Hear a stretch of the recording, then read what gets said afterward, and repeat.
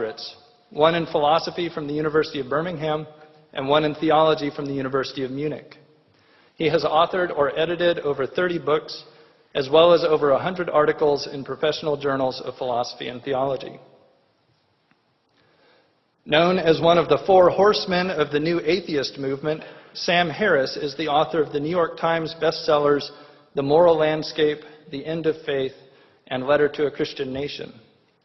The End of Faith won the 2005 PEN Award for Nonfiction. Mr. Harris's writing has been published in over 15 languages. He and his work have been discussed in Newsweek, Time, the New York Times, Scientific American, Nature, Rolling Stone, and many other journals. His writing has appeared in Newsweek, the New York Times, the Los Angeles Times, The Economist, the Times London, the Boston Globe, the Atlantic, the Annals of Neurology, and elsewhere.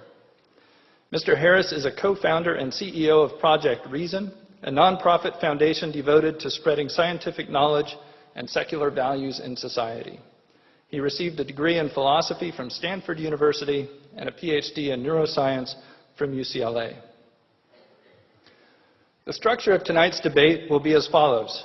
Each debater will take 20 minutes for his opening speech, followed by rebuttals of 12 minutes and 8 minutes respectively, and then closing speeches of 5 minutes each. At the conclusion of the debate, we will have about 30 minutes for questions from the audience. If you would like to ask a question, line up behind one of the two microphones in front or in the balcony. We're letting Notre Dame students ask the first 4 questions tonight, so if you are not a Notre Dame student and somehow find yourself at the front of the Q&A line, please allow a student to go ahead of you. Time will be kept strictly. There is a timekeeper in the front who can be seen by both speakers, and once each speaker's time has elapsed, he will be given at most 15 seconds to finish his final sentence before being rudely interrupted by me, the time enforcer. Because we are keeping the time strict, we ask you to hold all applause and other indications of agreement or disagreement, cheering, crowd surfing, and the like, until the very end of the debate. Please remember that flash photography, videotaping, and active cell phones are all prohibited. Finally, remember that Notre Dame is the world's #1 institution in the philosophy of religion and also has one of the world's best theology departments. Any questions you don't get to ask during the 25 or 30-minute Q&A, you can ask of your local faculty in the days and weeks to come. And now on with the show.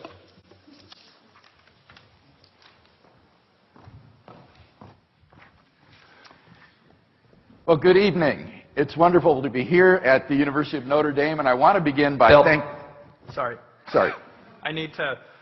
We're going to begin each speech with me checking with the timekeeper to make sure that he's ready, and then the timekeeper is going to hit go, and then you get to go. All right. So you go when I say begin. Sorry for jumping the gun. Professor Craig gets the first word in the debate. Dr. Harris gets the last word. Timekeeper, are you ready? This is 20 minutes. Begin. I want to begin by thanking the Center for Philosophy of Religion for the invitation to participate in tonight's debate. The question of the correct foundation of morality is one that is not only of tremendous academic interest, but also one that has enormous practical application for our lives. Now, to begin with an important point of agreement, Dr. Harris and I agree that there are objective moral values and duties. To say that moral values and duties are objective is to say that they are valid and binding independent of human opinion. For example, to say that the Holocaust was objectively evil is to say that it was evil even though the Nazis who carried it out thought that it was good. And it would still have been evil even if the Nazis had won World War II and succeeded in brainwashing or exterminating everyone who disagreed with them so that everybody thought the Holocaust was good. One of the great merits of Dr. Harris's recent book, The Moral Landscape, is his bold affirmation of the objectivity of moral values and duties. He inveighs against what he calls the overeducated, atheistic, moral nihilists and relativists who refuse to condemn as objectively wrong terrible atrocities like the genital mutilation of little girls. He rightly declares, if only one person in the world held down a terrified, struggling, screaming little girl, cut off her genitals with a septic blade and sewed her back up, the only question would be how severely that person should be punished. What is not in question is that such a person has done something horribly, objectively wrong. The question before us this evening, then, is what is the best foundation for the existence of objective moral values and duties?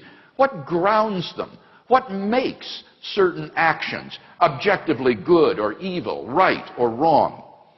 In tonight's debate, I'm going to defend two basic contentions. First, if God exists, then we have a sound foundation for objective moral values and duties. And second, if God does not exist, then we do not have a sound foundation for objective moral values and duties. Now notice that these are conditional claims. I shall not be arguing tonight that God exists. Maybe Dr. Harris is right, that atheism is true. That wouldn't affect the truth of my two contentions. All that would follow is that objective moral values and duties would then, contrary to Dr. Harris, not exist. So let's look at that first contention together. If God exists, then we have a sound foundation for objective moral values and duties. Here, I want to examine two subpoints with you. First, theism provides a sound foundation for objective moral values. Moral values have to do with what is good or evil. On the theistic view, objective moral values are grounded in God. As St. Anselm saw, God is by definition the greatest conceivable being, and therefore the highest good. Indeed, he is not merely perfectly good, he is the locus and paradigm of moral value. God's own holy and loving nature provides the absolute standard against which all actions are measured. He is, by nature, loving, generous, faithful, kind, and so forth. Thus, if God exists, objective moral values exist, wholly independent of human beings. Second, theism provides a sound foundation for objective moral duties. On a theistic view, objective moral duties are constituted by God's commands. God's moral nature is expressed in relation to us in the form of divine commandments, which constitute our moral duties or obligations. Far from being arbitrary, God's commandments must be consistent with his holy and loving nature. Our duties, then, are constituted by God's commandments, and these, in turn, reflect his essential character. In the Judeo-Christian tradition, the whole moral duty of man can be summed up in the two great commandments. First, you shall love the Lord your God with all your strength and with all your soul and with all your heart and with all your mind. And second, you shall love your neighbor as yourself. On this foundation, we can affirm the objective rightness of love, generosity, self-sacrifice, and equality, and condemn as objectively wrong selfishness, hatred, abuse, discrimination, and oppression. In summary, then, theism has the resources for a sound foundation for morality. It grounds both objective moral values and objective moral duties. And hence, I think it's evident that if God exists, we have a sound foundation for objective moral values and duties. Let's turn then to my second contention, that if God does not exist, then we do not have a sound foundation for objective moral values and duties. Consider first the question of objective moral values. If God does not exist, then what basis remains for the existence of objective moral values? In particular, why think that human beings would have objective moral worth? On the atheistic view, human beings are just accidental byproducts of nature, which have evolved relatively recently on an infinitesimal speck of dust called the planet Earth, and which are doomed to perish individually and collectively in a relatively short time. On atheism, it's hard to see any reason to think that human well-being is objectively good, any more than insect well-being or rat well-being or hyena well-being. This is what Dr. Harris calls the value problem. The purpose of Dr. Harris's book, The Moral Landscape, is to explain the basis on atheism of the existence of objective moral values. He explicitly rejects the view that moral values are Platonic objects,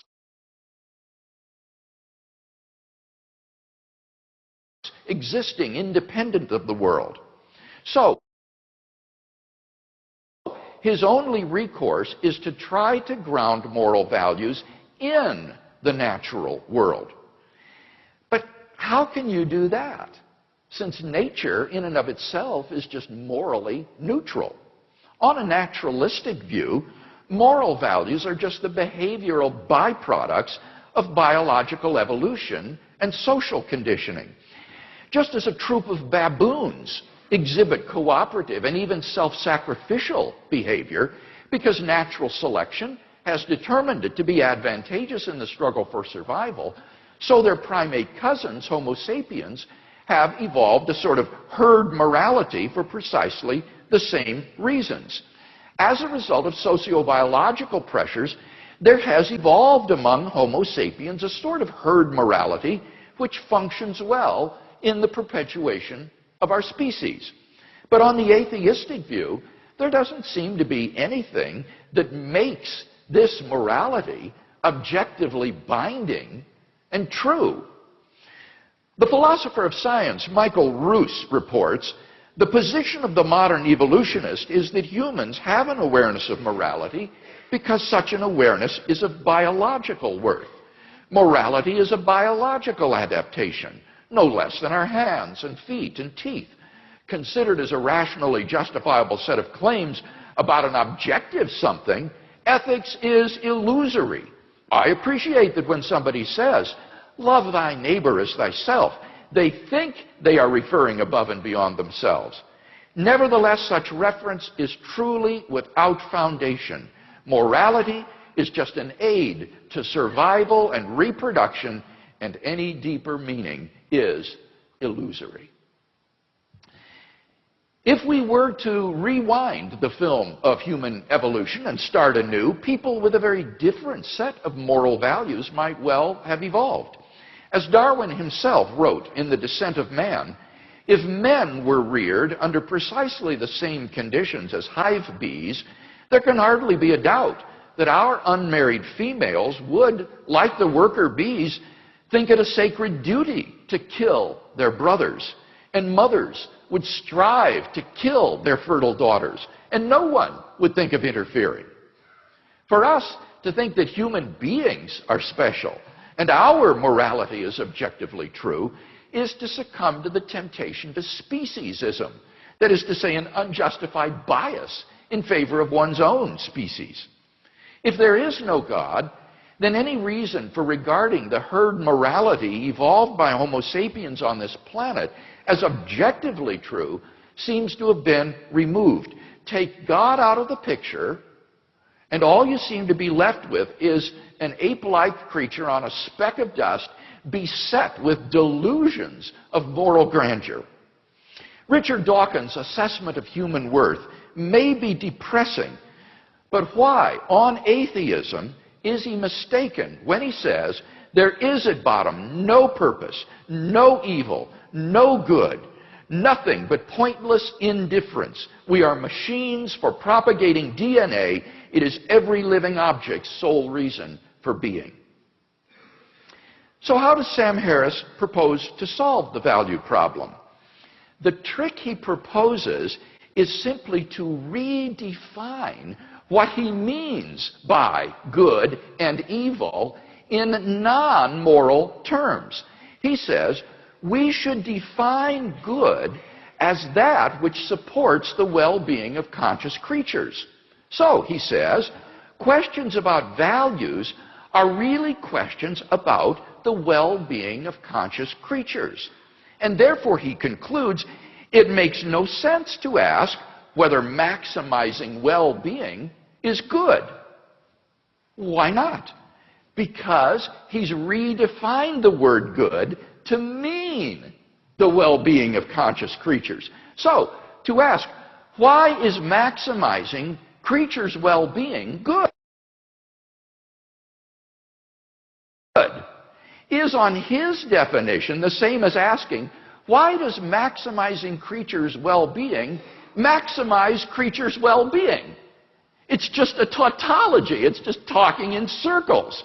So Dr. Harris has, quote-unquote, solved the value problem just by redefining his terms. It's nothing but wordplay. At the end of the day, Dr. Harris isn't really talking about moral values at all. He's just talking about what's conducive to the flourishing of sentient life on this planet. Seen in this light, his claim that science can tell us a great deal about what contributes to human flourishing is hardly controversial. Of course it can, just as it can tell us what is conducive to the flourishing of corn or mosquitoes or bacteria.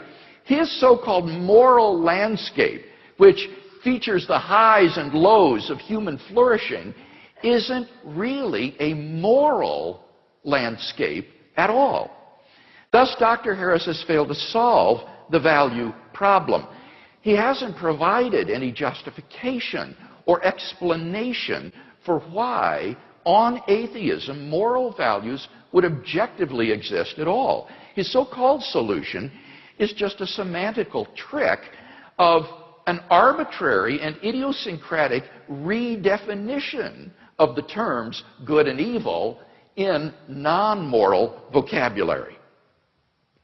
Second question, does atheism provide a sound foundation for objective moral duties? Duty has to do with moral obligation or prohibition, what I ought or ought not to do. Here, the reviewers of the moral landscape have been merciless in pounding Dr. Harris's attempt to provide a naturalistic account of moral obligation. Two problems stand out. First, natural science tells us only what is, not what ought to be the case. As philosopher Jerry Fodor has written, science is about facts, not norms.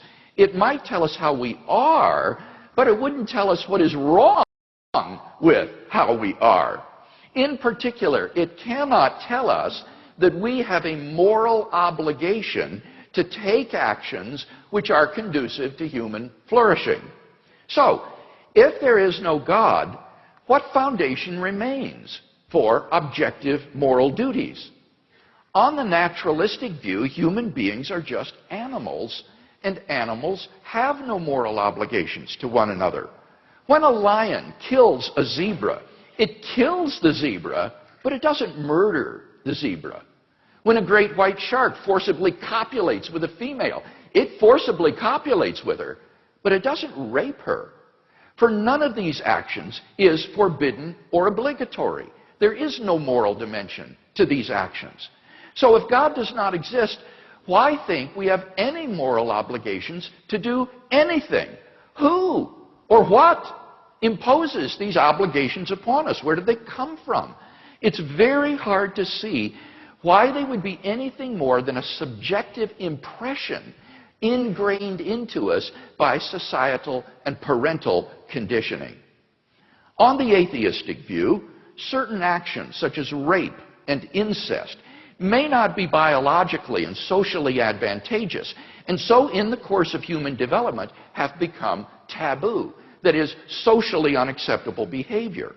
But that does absolutely nothing to prove that such acts are really wrong. Such behavior goes on all the time in the animal kingdom. On the atheistic view, the rapist who chooses to flout the herd morality is doing nothing more serious than acting unfashionably. The moral equivalent, if you will, of Lady Gaga. If there is no moral lawgiver, then there is no objective moral law. And if there is no objective moral law, then we have no objective moral duties. Thus, Dr. Harris's view lacks any source for objective moral duty. Second problem, ought implies can. A person is not morally responsible for an action which he is unable to avoid. For example, if somebody shoves you into another person, you're not responsible for bumping into him. You had no choice. But Sam Harris believes that all of our actions are causally determined and that there is no free will. Dr. Harris rejects not only libertarian accounts of free will, but also compatibilistic accounts of freedom. But if there is no free will, then no one is morally responsible for anything. In the end, Dr. Harris admits this, though it's tucked away in the endnotes of his volume. Moral responsibility, he says, and I quote, is a social construct, not an objective reality. I quote, in neuroscientific terms, no person is more or less responsible than any other for the actions they perform. His thoroughgoing determinism spells the end of any hope or possibility of objective moral duties because on his worldview, we have no control over what we do. Thus, on Dr. Harris's view, there is no source of objective moral duties because there is no moral lawgiver, and no possibility of objective moral duty because there is no free will. Therefore, on his view, despite his protestations to the contrary, right and wrong do not really exist. Thus, Dr. Harris's naturalistic view fails to provide a sound foundation for objective moral values and duties. Hence, if God does not exist, we do not have a sound foundation for morality, which is my second contention. In conclusion, then, we've seen that if God exists, we have a sound foundation for objective moral values and objective moral duties. But that if God does not exist, then we do not have a sound foundation for objective moral values and duties.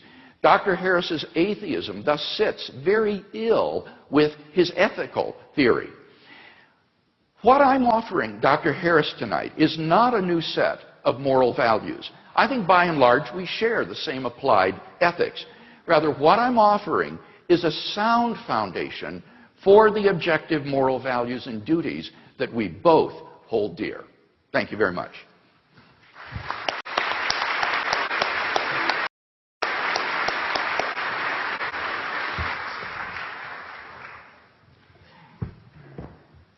Dr. Harris now has 20 minutes. Timekeeper, are you ready?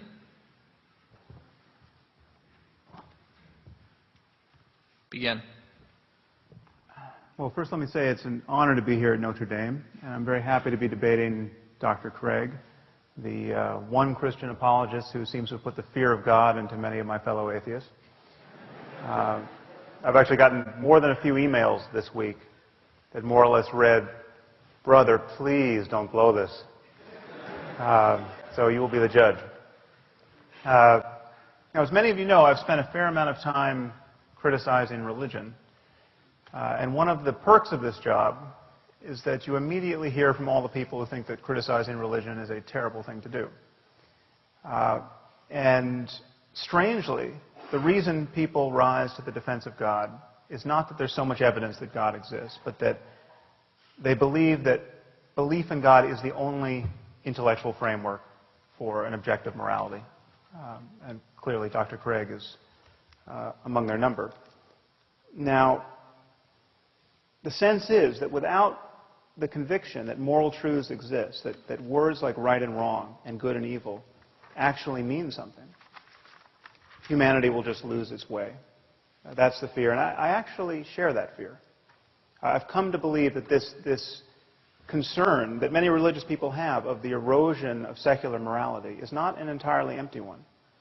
Now, I once spoke at an academic meeting on these themes, and I said, as I will say tonight, that once we understand morality in terms of human well-being, we'll be able to make strong claims about which behaviors and ways of life are good for us and which aren't. And I cited as an example the sadism and misogyny of the Taliban as an example of a worldview that was less than perfectly conducive to human flourishing. And it turns out that to denigrate the Taliban at a scientific meeting is to court controversy. Mm-hmm. And after my remarks, I fell into debate with another invited speaker, and this is more or less exactly how our conversation went. She said, "How could you ever say that forcing women to wear burqas is wrong from the point of view of science?" I said, "Well, because I think it's pretty clear that right and wrong relate to human well-being, and it's just as clear that forcing half the population to live in cloth bags and beating them or killing them when they try to get out is not a way of maximizing human well-being." And she said, "Well, that's just your opinion." And I said, "Okay, well, let's make it even easier. Let's say we found a culture that was literally removing the eyeballs of every third child, okay, at birth. Would you then agree that we had found a culture that was not perfectly maximizing human well-being?" And she said, "It would depend on why they were doing it." So after my eyebrows returned from the back of my head, I said, "Okay, well, let's say they're doing it for religious reasons. Let's say they have a scripture which says every third should walk in darkness," or some such nonsense. And then she said, "Well, then you could never say that they were wrong." Okay, and so you should know, I was talking to someone who has a deep background in science and philosophy. She's actually since been appointed to the President's Council on Bioethics. She's one of 13 people advising President Obama on all of the ethical implications of advances in medicine and related science and technology. And she had just delivered a perfectly lucid lecture on the moral implications of neuroscience for the courts. And she was especially concerned that we could be subjecting captured terrorists to lie detection neuroimaging technology. And she viewed this as really an unconscionable violation of cognitive liberty. So on the one hand, her moral scruples were very finely calibrated to recoil from the slightest perceived misstep in ethical terms in our war on terror. And yet she was quite willing to forgive some primitive culture its fondness for removing the eyeballs of children in its religious rituals. And she seemed to me quite terrifyingly detached from the very real suffering of millions of women in Afghanistan at this moment. So I see this double standard as a problem. And strangely, this is precisely the erosion of basic common sense that many religious people are worried about. I hope it'll be clear to you at the end of this hour that religion is not an answer to this problem. Okay, belief in God is not only unnecessary for a universal morality, it is itself a source of moral blindness.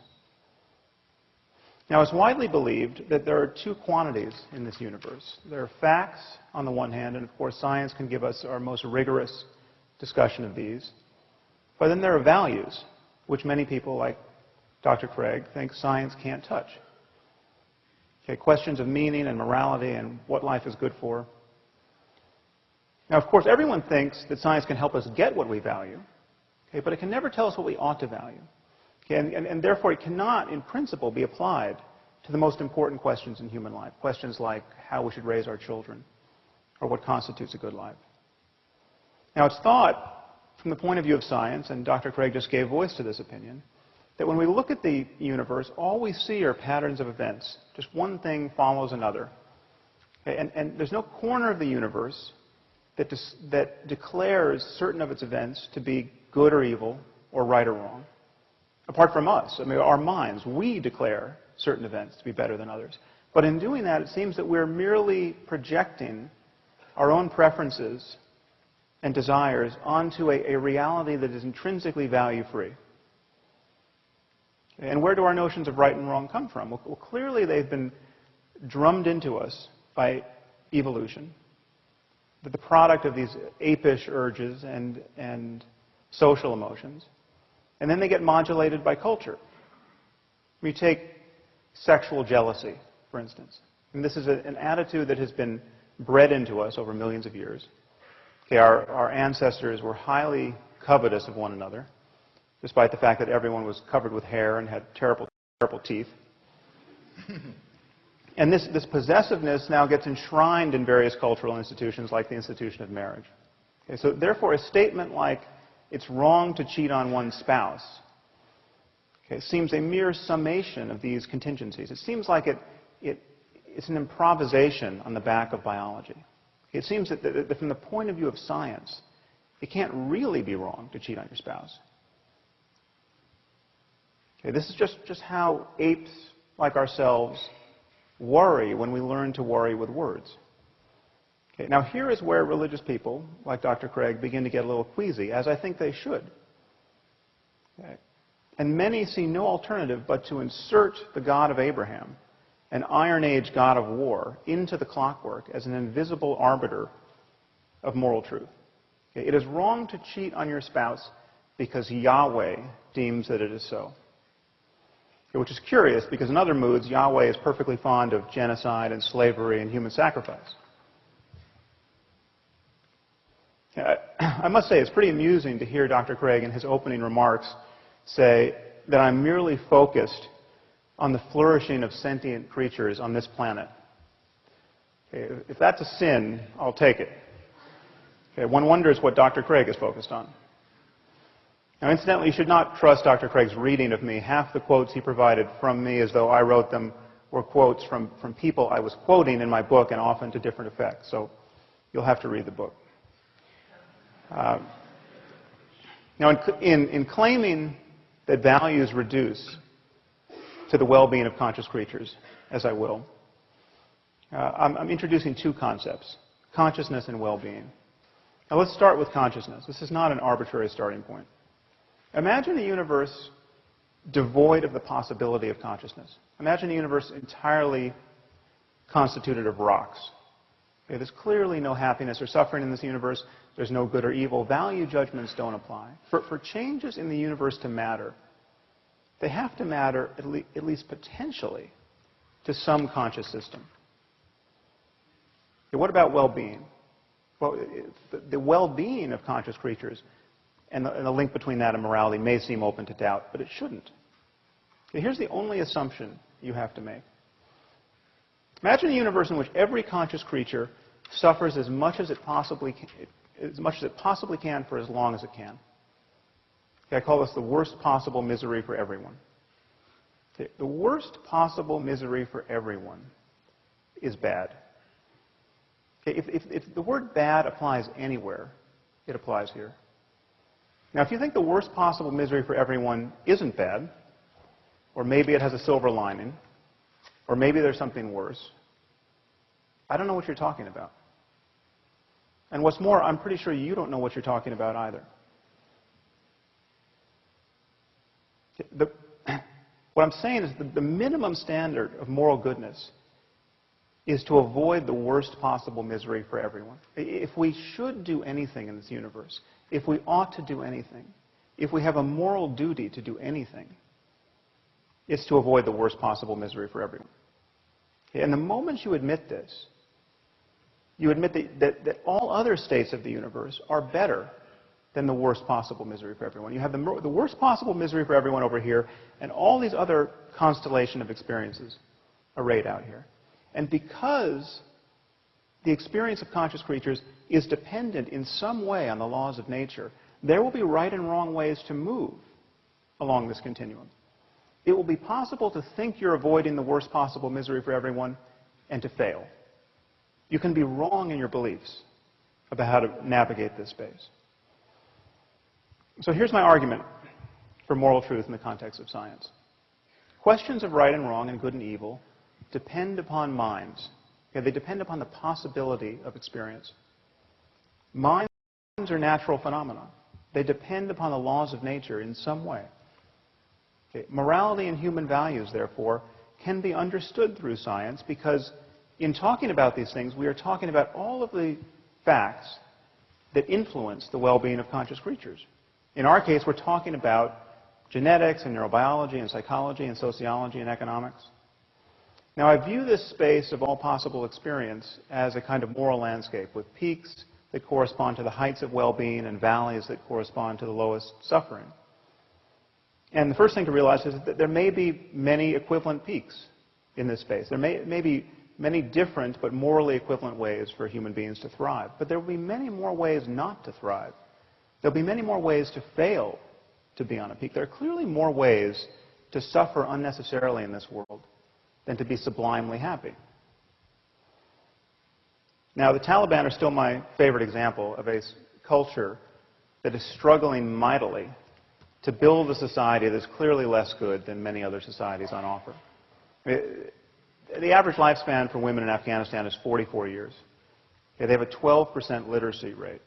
They have the highest, almost the highest infant mortality and maternal mortality in the world, and almost the highest fertility. So this is one of the best places on earth to watch women and infants die. It seems to me perfectly obvious that the best response to this dire situation, which is to say the most moral response, is not to throw battery acid in the faces of little girls for the crime of learning to read. Now, of course, this is common sense to us, unless you happen to be a bioethicist on the President's Commission at this moment. But I'm saying, at bottom, these are also truths about biology and neurology and psychology and sociology and economics. It is not unscientific to say that the Taliban are wrong about morality, that the moment we notice that we know anything at all about human well-being, we have to say this. Okay, now, some people with a little philosophical training may be tempted to say, but what if a father wants to burn off his daughter's face with battery acid? You know, who are you to say that he's not as moral as we are? What if he has an alternate conception of well-being that's just as legitimate? Or who's to say that we should care about the well-being of little girls? This is the kind of email I get, incidentally. Now, moral skeptics of this kind, and Dr. Craig has essentially endorsed this position, in a way, without God, think that the only way to judge one person's values to be wrong are with respect to another person's values, and all such judgments have to be on a par. Okay, this is not true. There are many ways for my values to be objectively wrong. They can be wrong with respect to deeper values that I hold. They can be wrong with respect to deeper values that I would hold if I were only a deeper person. It's clearly possible to value things that will reliably make you miserable in this life. It's clearly possible to be cognitively and emotionally closed to experiences that you would want if you were only intelligent and knowledgeable enough to want them. It is possible not to know what one is missing in life. So things can be right or wrong, or good or evil, quite independent of a person's opinions. Now, some of you might worry that I haven't defined well-being enough. How can something this loose as a concept be the benchmark of objective values? Well, consider by analogy the concept of physical health. Physical health is very difficult to define. You know, it used to be that if you were healthy, you could expect to live to the ripe old age of 40. You know, now our lifespan, our life expectancy has doubled in the last 150 years. What does health mean? Okay, well, it has something to do with not always vomiting, okay, not being in excruciating pain, not running a fever. Okay, but how fast should a healthy person be able to run? Okay, that question might not have an answer. Okay, but this does not make the question of health vacuous. Okay, it doesn't make it merely a matter of opinion or of cultural construction. Okay, the distinction between a healthy person and a dead one is about as clear and consequential as any we ever make in science. Okay, and notice that no one is ever tempted to attack the philosophical underpinnings of medicine with questions like, well, who are you to say that not always vomiting is healthy? What if you meet someone who wants to vomit, and he wants to vomit until he dies? Okay, how could you argue that he is not as healthy as you are? In talking about morality and human values, I think we really are talking about mental health and the health of societies. And the truth is, science has always been in the values business. We simply cannot speak of facts without resorting to values. I mean, consider the simplest statement of scientific fact. Water is 2 parts hydrogen and 1 part oxygen. This seems as value-free an utterance as human beings ever make. But what do we do when someone doubts the truth of this proposition? Okay, all we can do is appeal to scientific values, the value of understanding the world, the value of evidence, the value of logical consistency. What if someone says, well, that's not how I choose to think about water. Okay, I'm a biblical chemist, and I read in Genesis 1 that God created water before he created light. So I take that to mean that there were no stars. So there were no stars to fuse helium and hydrogen into heavier elements like oxygen. Therefore, there was no oxygen to put in the water. So either water has no oxygen or God created special oxygen to put in the water. But I don't think he would do that because that would be biblically inelegant. Okay, what can we say to such a person? Okay, all we can do is appeal to scientific values. And if he doesn't share those values, the conversation is over. Okay, if someone doesn't value evidence, what evidence are you going to provide to prove that they should value it? If someone doesn't value logic, what logical argument could you provide to show the importance of logic? Okay, so I think this split between facts and values should look really strange to you on its face. I mean, what are we really saying when we say that science can't be applied to the most important questions in human life? Okay, we're saying that when we get our biases out of the way, when we most fully rely on clear reasoning and honest observation, when intellectual honesty is at its zenith, well, then those efforts have no application whatsoever to the most important questions in human life. But that is precisely the mood you cannot be in to answer the most important questions in human life. It would be very strange if that were so.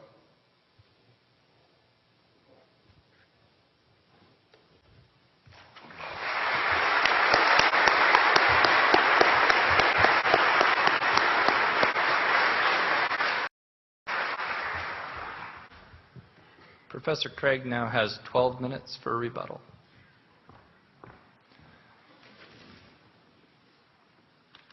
Timekeeper, are you ready? Begin. You'll recall in my first speech that I said I was going to defend 2 basic contentions tonight. First, that if God exists, then we have a sound foundation for objective moral values and duties. First, I explained that if God exists, then objective moral values are grounded in the character of God himself, who is essentially compassionate, fair, kind, generous, and so forth. Here, Dr. Harris didn't have anything by way of disagreement to say, but I do want to clear up a possible confusion. He represented this by saying that if religion were not true, then words like good and evil, right and wrong would have no meaning. I'm not maintaining that. That is to confuse moral ontology with moral semantics. Moral ontology asks, what is the foundation of objective moral values and duties? Moral semantics asks, what is the meaning of moral terms? And I am not making any kind of semantical claim tonight that good means something like commanded by God. Rather, my concern is moral ontology. What is the ground or the foundation of moral values and duties? To give an illustration, think of light. Light is a certain visible range of the electromagnetic spectrum. But obviously that isn't the meaning of the word light. People knew how to use the word light long before they discovered its physical nature. And I might also add, they certainly knew the difference between light and darkness long before they understood the physics of light. Now, in exactly the same way, we can know the meaning of moral terms like good and evil, right and wrong, and know the difference between good and evil without being aware that the good is grounded in God ontologically. So that is the position I'm defending tonight, is that moral values are grounded ontologically in God. Second, our moral duties are grounded by God's commandments, which are necessary reflections of his nature. Here, the only response I detected from Dr. Harris was to refer to the atrocities in the Hebrew Bible. But I think this is quite irrelevant to tonight's discussion. There are plenty of divine command theorists who are not Jews or Christians and place no stock whatsoever in the Bible. So this isn't an objection to divine command theory that I'm defending tonight. Now, if you are interested in biblical ethics, I want to highly recommend Paul Copan's new book, Is God a Moral Monster?, which examines those passages in the Hebrew Bible in light of the ancient Near East, and I can guarantee you it will be a very enlightening and interesting read. But this issue is strictly irrelevant in tonight's debate. So, we've not heard any objection to a theistic grounding for ethics. If God does exist, it's clear, I think, obvious even, that we have a sound foundation for objective moral values and duties. Now, what if God does not exist? Is there a sound foundation, first of all, for objective moral values? Now here, Dr. Harris said you don't need religion in order to have universal morality. Again, that's a confusion. Of course you don't. Remember, the Nazis, for example, could have won World War II and established a universal morality. The issue isn't universality, the issue is objectivity. And I'm maintaining that in the absence of God, there isn't any reason, any explanation for the existence of objective moral values. Now, Dr. Harris says, but we can imagine creatures being in the worst possible misery, and it's obviously better for creatures to be flourishing. The well-being of conscious creatures is good. Well, of course it is. That's not the question. We agree that all things being equal, flourishing of conscious creatures is good. The question is rather, if atheism were true, what would make the flourishing of conscious creatures objectively good? Conscious creatures might like to flourish, but there's no reason on atheism to think that it would really be objectively good. Now here, Dr. Harris, I think, is guilty of misusing terms like good and bad, right and wrong, in equivocal ways. He will often use them in non-moral senses. For example, he'll say there are objectively good and bad moves in chess. Now that's clearly not a moral use of the terms good and bad. You just mean they're not apt to win or produce a winning strategy. It's not evil what you've done. And similarly, in ordinary English, we use the words good and bad in a number of non-moral ways. For example, we say Notre Dame has a good team. Now, we can hope it's an ethical team, but that's not what's indicated by the win-loss record. That is a different meaning of good. Or we say that's a good way to get yourself killed. Or that's a good game plan. Or the sunshine felt good. Or that's a good route to East Lansing. Or there's no good reason to do that. Or she's in good health. All of these are non-moral uses of the word good. And Dr. Harris's contrast of the good life and the bad life is not an ethical contrast between a morally good life and an evil life. It's a contrast between a pleasurable life and a miserable life. And there's no reason to identify pleasure, misery with good and evil, especially on atheism. So there's just no reason that's been given on atheism for thinking the flourishing of conscious creatures is objectively good. But Dr. Harris has to defend an even more radical claim than that. He claims that the property of being good is identical with the property of creaturely flourishing. And he's not offered any defense of this radical identity claim. In fact, I think we have a knockdown argument against it. Now, bear with me here. This is a little technical. On the next to last page of his book, Dr. Harris makes the telling admission that if people like rapists, liars, and thieves could be just as happy as good people, then his moral landscape would no longer be a moral landscape. Rather, it would just be a continuum of well-being whose peaks are occupied by good and bad people or evil people alike. Now, what's interesting about this is that earlier in the book, Dr. Harris explained that about 3 million Americans are psychopathic. That is to say, they don't care about the mental states of others. They enjoy inflicting pain on other people. But that implies that there's a possible world which we can conceive in which the continuum of human well-being is not a moral landscape. The peaks of well-being could be occupied by evil people. But that entails that in the actual world, The continuum of well-being and the moral landscape are not identical either. For identity is a necessary relation. There is no possible world in which some entity A is not identical to A. So if there's any possible world in which A is not identical to B, then it follows that A is not in fact identical to B. Now, since it's possible that human well-being and moral goodness are not identical, it follows necessarily that human well-being and goodness are not the same as Dr. Harris has asserted in his book. Now, it's not often in philosophy that you get a knockdown argument against a position, but I think we've got one here by granting that it's possible that the continuum of well-being is not identical to the moral landscape. Dr. Harris's view becomes logically incoherent. And all of this goes to underline my fundamental point that on atheism, there's just no reason to identify the well-being of conscious creatures with moral goodness. Atheism cannot explain the reality, the objective reality of moral values. What about objective moral duties? I first argued from the is-ought distinction that there is no basis on atheism for thinking that we have any moral duties. And here Dr. Harris says, if we have a moral duty to do anything, we have a duty to avoid the worst possible misery. But the question is the antecedent of that conditional. If we have a moral duty to do anything, what I'm arguing is that on atheism, I don't see any reason to think we have any moral duties to do anything. Moral obligations or prohibitions arise in response to imperatives from a competent authority. For example, if a policeman tells you to pull over, then because of his authority, who he is, you are legally obligated to pull over.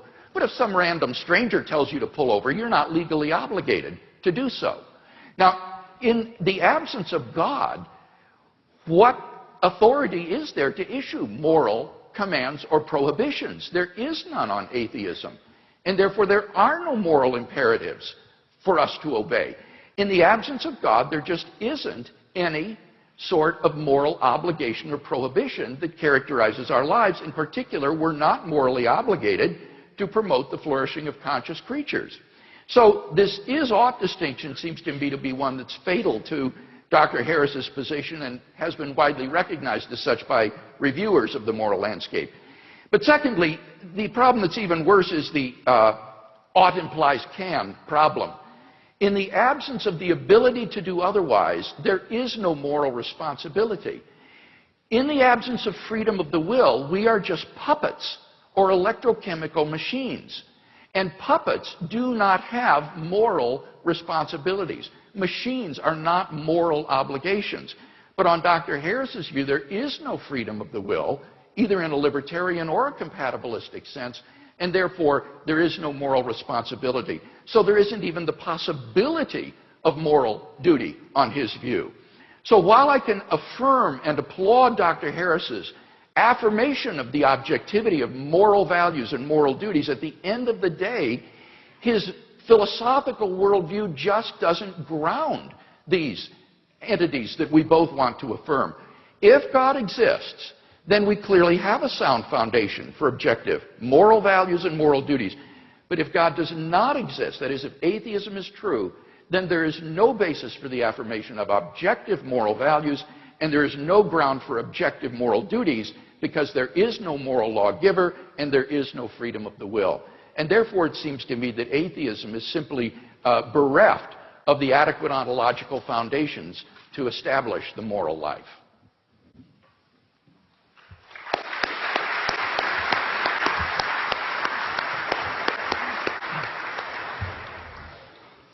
Dr. Harris now has 12 minutes. Timekeeper, are you ready? Begin. Well, that was all very interesting. Ask yourselves, what is wrong with spending eternity in hell? Well, I'm told it's rather hot there, for one. Dr. Craig is not offering an alternative view of morality. Okay, the whole point of Christianity, or so it is imagined, is to safeguard the eternal well-being of human souls. Now, happily, there's absolutely no evidence that the Christian hell exists. Okay, I think we should look at the consequences of believing in this framework, this theistic framework, in this world, and what these moral underpinnings actually would be. All right. 9 million children die every year before they reach the age of 5. Okay, picture an Asian tsunami of the sort we saw in 2004 that killed 250,000 people. One of those every 10 days, killing children only under 5.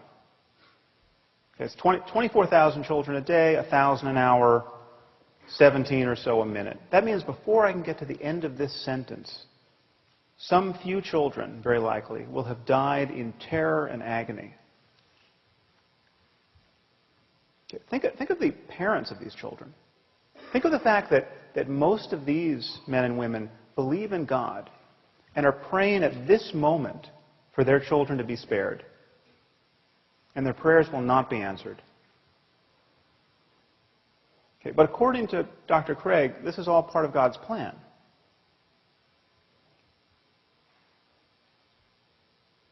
Any God who would allow children by the millions to suffer and die in this way, and their parents to grieve in this way, either can do nothing to help them or doesn't care to. He is therefore either impotent or evil. And worse than that, on Dr. Craig's view, most of these people, many of these people certainly, will be going to hell because they're praying to the wrong God. Just think about that. Okay, through no fault of their own, they were born into the wrong culture where they got the wrong theology and they missed the revelation. Okay, there are 1.2 billion people in India at this moment. Most of them are Hindus, most of them therefore polytheists. Okay, in Dr. Craig's universe, no matter how good these people are, they are doomed. If you are praying to the monkey god Hanuman, you are doomed. Okay. You will be tortured in hell for eternity. Now, is there the slightest evidence for this? No. It just says so in Mark 9 and Matthew 13 and Revelation 14. Okay. Perhaps you'll remember from the Lord of the Rings, it says when the elves die, they go to Valinor, but they can be reborn in Middle-earth. I say that just as a point of comparison. Okay. So God created the cultural isolation of the Hindus. Okay. He engineered the circumstance of their deaths in ignorance of revelation. And then he created the penalty for this ignorance, which is an eternity of conscious torment in fire. Okay, on the other hand, on Dr. Craig's account, your run-of-the-mill serial killer in America, okay, who spent his life raping and torturing children, need only come to God, come to Jesus on death row, and after a final meal of fried chicken, he's going to spend an eternity in heaven after death. Okay, one thing should be crystal clear to you. This vision of life has absolutely nothing to do with moral accountability. Okay, and please notice the double standard that people like Dr. Craig use to exonerate God from all this evil. Okay, we're told that God is loving and kind and just and intrinsically good. But when someone like myself points out the rather obvious and compelling evidence that God is cruel and unjust because he visits suffering on innocent people of a scope and scale that would embarrass the most ambitious psychopath, okay, we're told that God is mysterious. Okay, who can understand God's will? Okay, and yet this is precisely, this merely human understanding of God's will is precisely what believers use to establish his goodness in the first place. You know, something good happens to a Christian. He feels some bliss while praying, say, or he sees some positive change in his life, and we're told that God is good. Okay, but when children by the tens of thousands are torn from their parents' arms and drowned, we're told that God is mysterious. This is how you play tennis without the net. Okay, and I want to suggest to you that it is not only tiresome when otherwise intelligent people speak this way, it is morally reprehensible. Okay, this kind of faith is really the perfection of narcissism. I mean, God loves me. Don't you know? He cured me of my eczema. He makes me feel so good while singing in church. And just when we had given up hope, he found a banker who was willing to reduce my mother's mortgage. Okay. Given all that this God of yours does not accomplish in the lives of others, given the misery that's being imposed on some helpless child at this instant, this kind of faith is obscene. Okay, to think in this way is to fail to reason honestly or to care sufficiently about the suffering of other human beings. And if God is good and loving and just and kind, and he wanted to guide us morally with a book, why give us a book that supports slavery? Why give us a book that admonishes us to kill people for imaginary crimes like witchcraft? Now, of course, there's a way of not taking these questions to heart. Okay, according to Dr. Craig's divine command theory, God is not bound by moral duties. God doesn't have to be good. Whatever he commands is good. So when he commands that the Israelites to slaughter the Amalekites, that behavior becomes intrinsically good because he commanded it. Okay, well, here we're being offered, I'm glad he raised the issue of psychopathy, we're being offered a psychopathic and psychotic moral attitude. It's psychotic because this is completely delusional. There's no reason to believe that we live in a universe ruled by an invisible monster, Yahweh. But it is psychopathic because this is a total detachment from the well-being of human beings. This so easily rationalizes the slaughter of children. Okay, just think about the Muslims at this moment who are blowing themselves up, okay, convinced that they are agents of God's will. There is absolutely nothing that Dr. Craig can say against their behavior in moral terms, apart from his own faith-based claim that they're praying to the wrong God. If they had the right God, what they were doing would be good on divine command theory. Now, I'm obviously not saying that Dr. Craig or all religious people are psychopaths and psychotics, but this, to me, is the true horror of religion. It allows perfectly decent and sane people to believe by the billions what only lunatics could believe on their own. Okay, if you wake up tomorrow morning thinking that saying a few Latin words over your pancakes is going to turn them into the body of Elvis Presley, okay, you have lost your mind. Okay? But if you think more or less the same thing about a cracker and the body of Jesus, you're just a Catholic.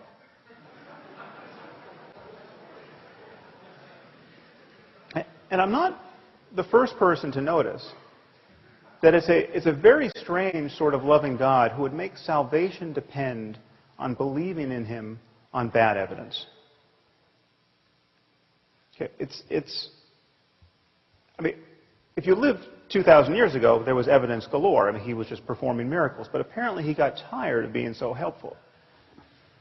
Okay, and so now we all inherit this very heavy burden of the doctrine's implausibility.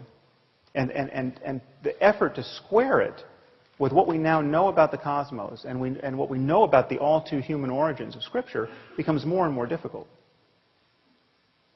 Okay, and it's not just the generic God that Dr. Craig is recommending. It is God the Father and Jesus the Son. Okay, Christianity, on Dr. Craig's account, is the true moral wealth of the world. Well, I hate to break it to you here at Notre Dame, but Christianity is a cult of human sacrifice. Okay, Christianity is not a religion that repudiates human sacrifice. It is a religion that celebrates a single human sacrifice as though it were effective. God so loved the world that he gave his only Son. John 3:16. Okay, the idea is that Jesus suffered the crucifixion so that none need suffer hell, except those billions in India and billions like them throughout history. Okay, this is This is astride. This doctrine is astride a contemptible history of scientific ignorance and religious barbarism. We come from people who used to bury children under the foundations of new buildings as offerings to their imaginary gods. I mean, just think about that.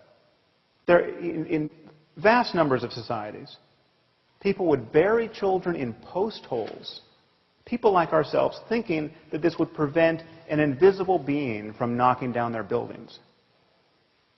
Okay. These are the sorts of people who wrote the Bible. Okay. If there is a less moral framework than the one Dr. Craig is proposing, I haven't heard of it.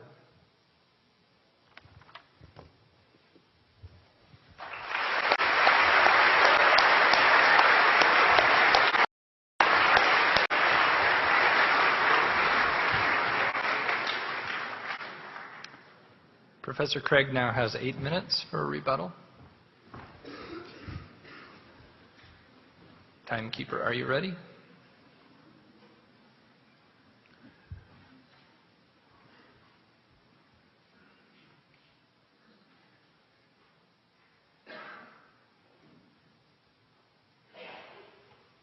Begin. The less moral framework is atheism. Atheism has no grounds for objective moral values or duties.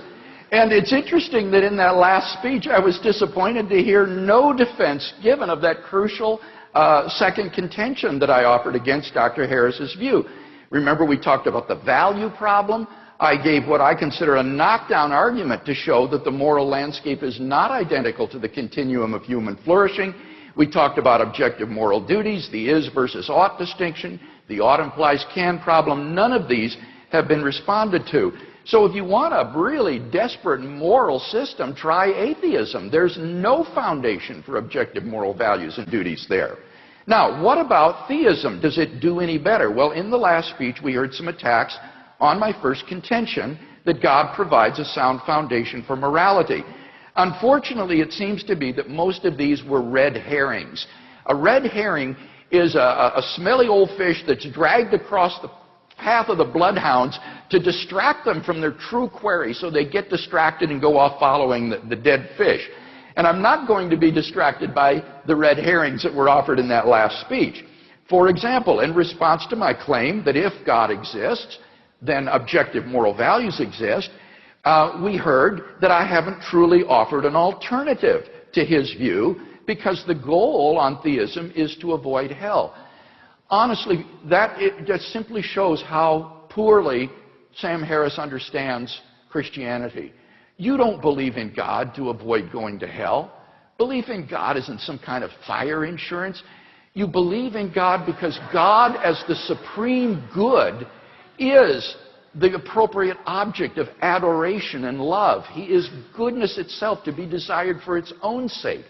And so the fulfillment of human existence is to be found in relation to God. It is because of who God is and his moral worth that he is worthy of worship. It has nothing to do with avoiding hell or promoting your own well-being.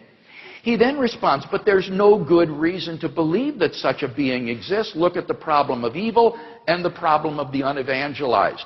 Both of these, as I explained in my opening speech, are irrelevant in tonight's debate because I'm not arguing that God exists. Maybe he's right. Maybe these are insuperable objections to Christianity or to theism. It wouldn't affect either of my contentions that if God exists, then we have a sound foundation for moral values and duties. If then we have no foundation for objective moral values and duties. So these are red herrings. Now, I have written on each of these problems, the problem of evil and the problem of the unevangelized, and you can find much of what I've said at our website, reasonablefaith.org. If you're interested, go ahead and look at that. Or, as Michael Ray suggested, talk to one of your philosophy professors. Michael has written extensively on the problem of evil, and I'm sure he'd love to have a conversation with you about those things. Notice, secondly, I would want to say, evil actually proves that God exists. Because if God does not exist, objective moral values and duties do not exist. If evil exists, it follows values and duties do exist, namely some that are evil. So evil actually proves the existence of God, since in the absence of God, good and evil as such would not exist. So you cannot press both the problem of evil and agree with my contention that if God does not exist, objective moral values and duties do not exist, because evil actually will be an argument for the existence of God.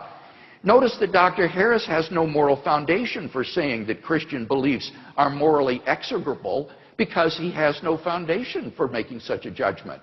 If atheism is true, what objective foundation is there for affirming that one view is execrable and another is not? There's simply no basis for such judgments. So, if he wants to have a debate on theism, I will happily engage in one with him, but that's not the debate for tonight. He also says it's psychopathic to believe these things. Now, that remark is just as stupid as it is insulting. It is absurd to think that people like Professor Peter Van Inwagen here at the University of Notre Dame is psychopathic, or that a guy like Dr. Tom Flint, who is as gracious a Christian gentleman as I could have ever met, is psychopathic. This is simply below the belt. So it seems to me that we've not been given any refutation of the view that if God does exist, then his essence, his character, is determinative for the existence of objective moral values. What about objective moral duties? Here I explained that God's commands must be consistent with his nature. And Dr. Harris continues to press the point, oh, but the Bible supports slavery. Again, I'll refer you to Professor Copan's book, which shows that that is a gross misrepresentation of ancient Israel, which did not, in fact, promote slavery as we understand it in light of the experience in the American South. But again, that's simply not irrelevant, because that isn't relevant because I'm not defending the Bible tonight. I'm saying that for a theist, whether Jew, Christian, deist, Hindu, moral duties will be grounded in the divine commands which are based in his nature. He says, but then what about people like the Taliban who say that God has commanded them to do certain atrocities? I would say the very same thing to the Taliban that Dr. Harris says, namely, God did not command you to do those things. That's exactly what Dr. Harris would say. The reason he thinks that is because he doesn't believe that God exists, but I would say that because I think that the Taliban has got the wrong God, that in fact God hasn't commanded them to commit these atrocities, and indeed God will only issue such commands as are consistent with his moral nature and for which he has morally sufficient reasons. So I don't think this first contention is really in much dispute tonight. I think it's obvious that if God exists, then obviously objective moral values exist independently of human opinion. They're grounded in the character of God. And there would be objective moral duties if God exists, because our duties arise in response to the moral imperatives that God issues to us. So the real debate is on that second contention. Can atheism provide a good foundation for objective moral values and duties? And I think we've seen powerful reasons to think that it cannot.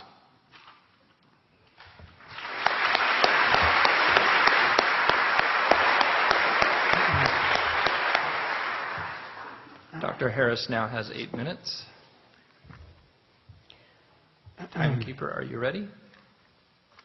Begin. Well, perhaps you've noticed Dr. Craig has a charming habit of summarizing his opponent's points in a way in which they were not actually given, so I will leave it to you to sort it out on YouTube. Needless to say, I didn't call those esteemed colleagues of his psychopaths, as I made clear. In any case, Dr. Craig has merely defined God as being intrinsically good. If you want to charge someone with merely semantic games, the shoe's on the other foot as well. There is no reason that I can see why there couldn't be an evil God, or several. Okay, but his God is intrinsically good. Goodness is grounded in his very nature. That is a definitional move that he's made. Now, I have presented a positive case for grounding an objective morality in the context of science. And thinking about moral truth in the context of science should only pose a problem for you if you imagine that a science of morality has to be absolutely self-justifying in a way that no science ever could be. Okay, every branch of science must rely on certain axiomatic assumptions, okay, certain core values. And a science of morality would be on the same footing as a science of medicine or physics or chemistry. You need only assume that the worst possible misery for everyone is bad and worth avoiding, and indeed the worst case scenario for conscious life. And if science is unscientific, if having a value assumption at the core renders science unscientific, what is scientific? Now, Dr. Craig is confused about what it means to speak with scientific objectivity about the human condition. He says things like, from the point of view of science, we're just constellations of atoms and we're no more valuable than rats or insects. Okay, as though the only scientifically objective thing that could be said about us is that we're constellations of atoms. Okay, there are two very different senses in which we use these terms, subjective and objective.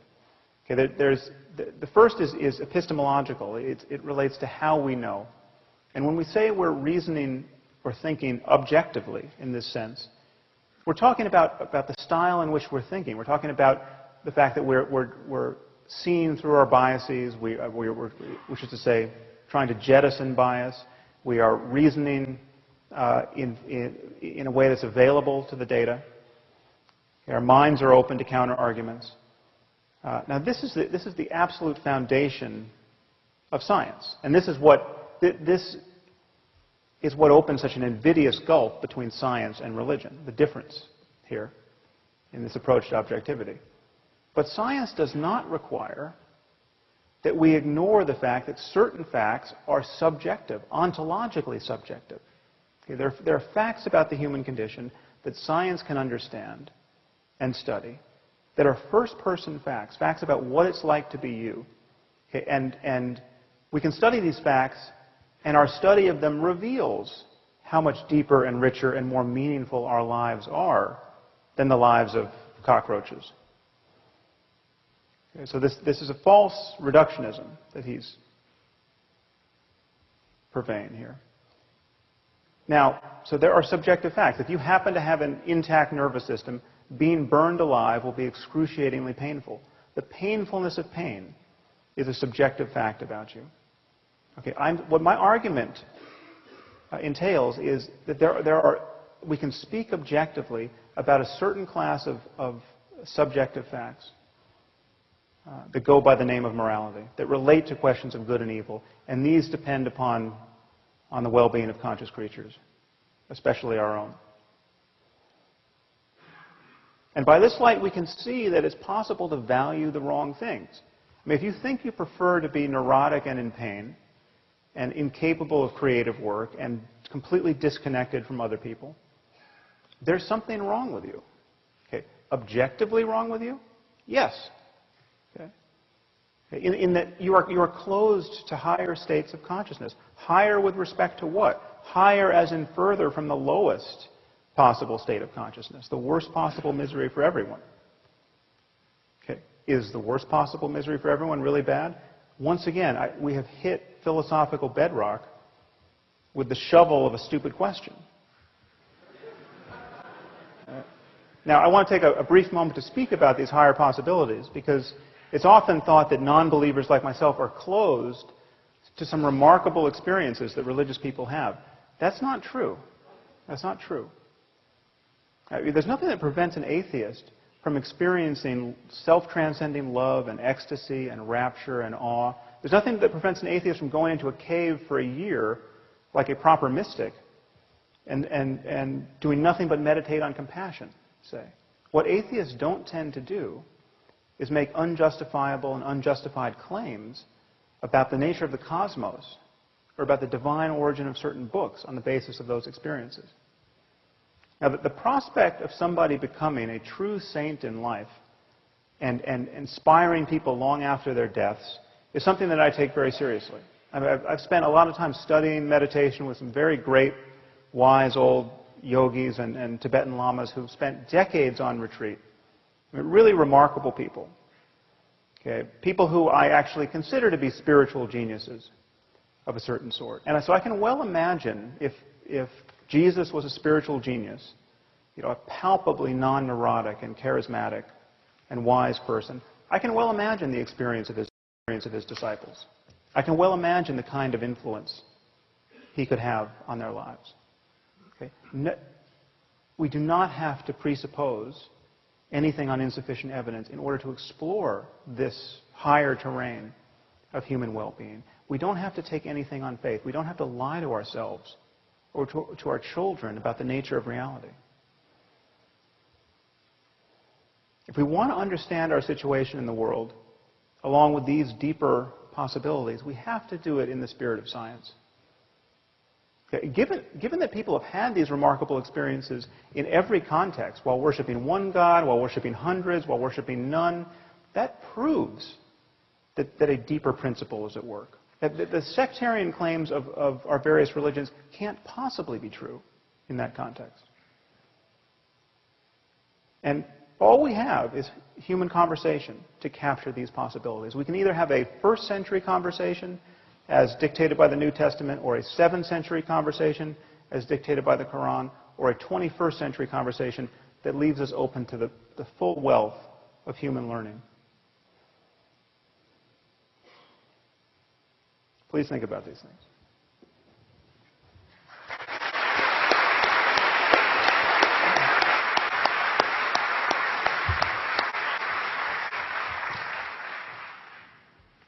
We're now moving to 5-minute closing speeches.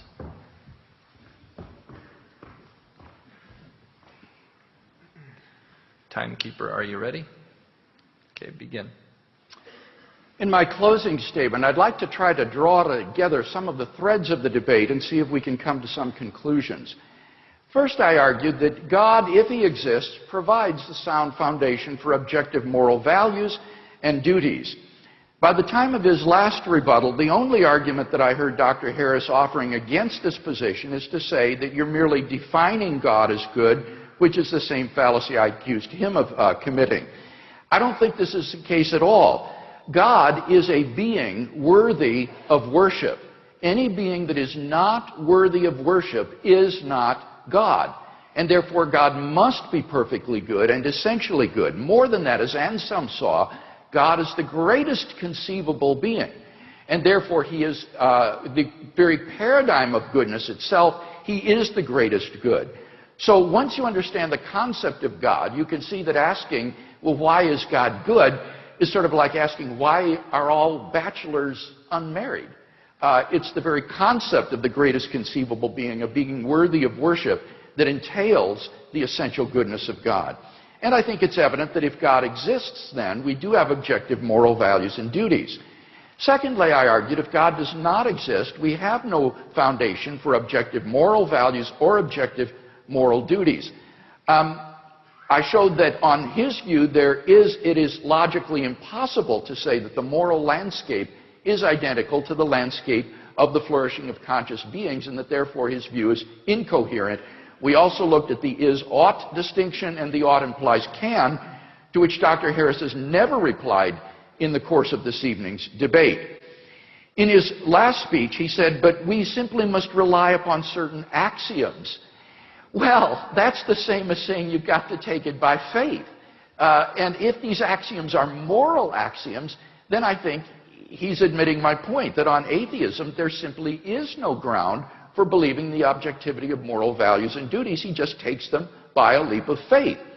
He says, well, there are different senses of the word objective. Yes, of course, and in my opening speech I made clear the sense in which I was defining the term.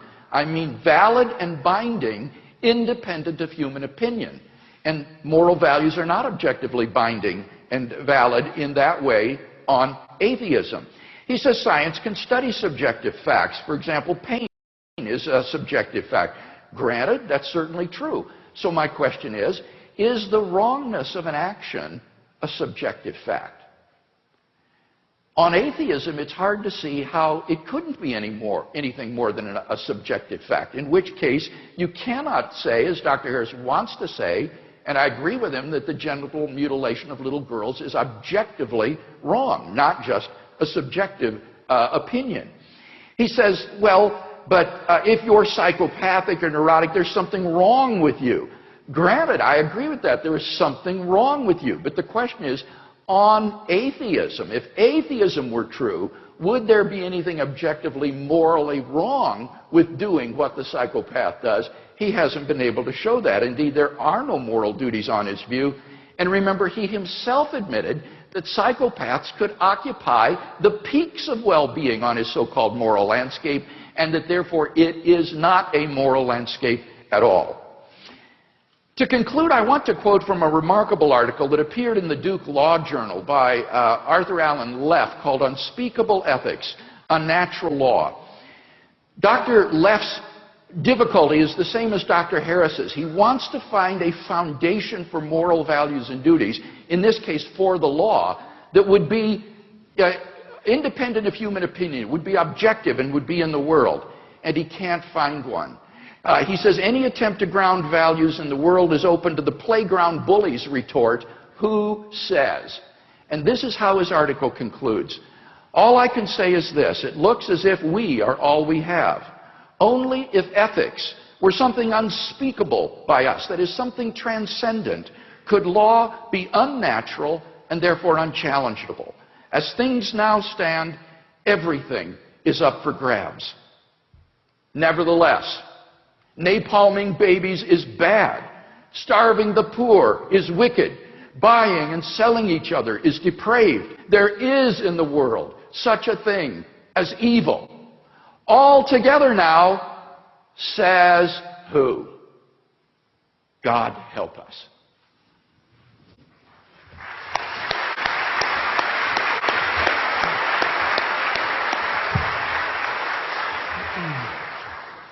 And now Dr. Harris has 5 minutes. Timekeeper, are you ready? Begin. I'm curious, how many of you consider yourselves to be devout Muslims?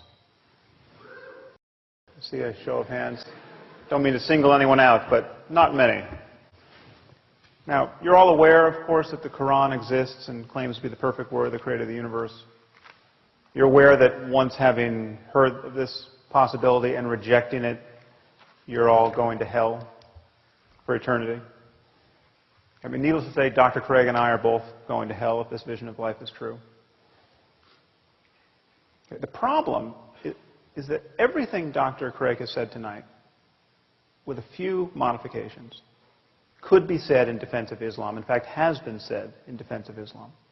Okay, the logic is exactly the same. We have a book that claims to be the word of the creator of the universe. It tells us about the nature of moral reality and how to live within it. But what if Muslims are right? And what if Islam is true? Okay, how should we view God in moral terms? How would we view God in moral terms? Or I should say Allah. Okay, we have been born in the wrong place, to the wrong parents, given the wrong culture, given the wrong theology. Okay, needless to say, Dr. Craig is doomed. He's been thoroughly confused by Christianity. I mean, just appreciate what a bad position he's now in to appreciate the true Word of God. I've been thoroughly misled by science. Okay, where is Allah's compassion? Okay.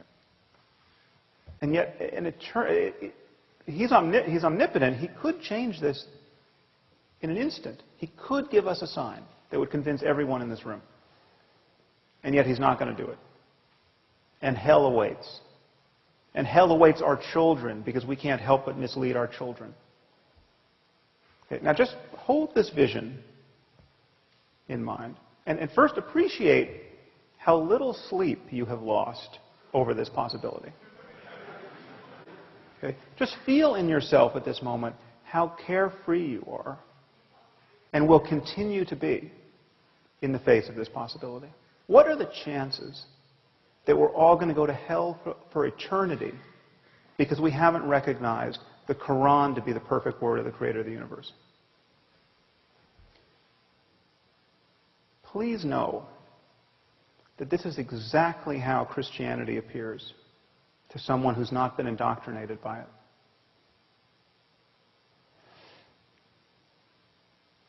Our scriptures were written by people who, by virtue of their placement in history, had less access to scientific information and facts and basic common sense than any person in this room.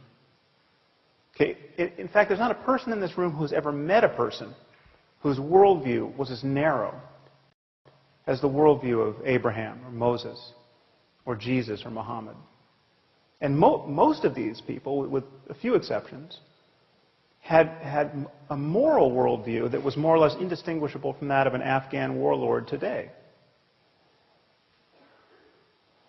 Okay, and yet Dr. Craig insists that the authors of the Bible knew everything they had to know about the nature of the cosmos and about how to live within it, to guide us at this moment.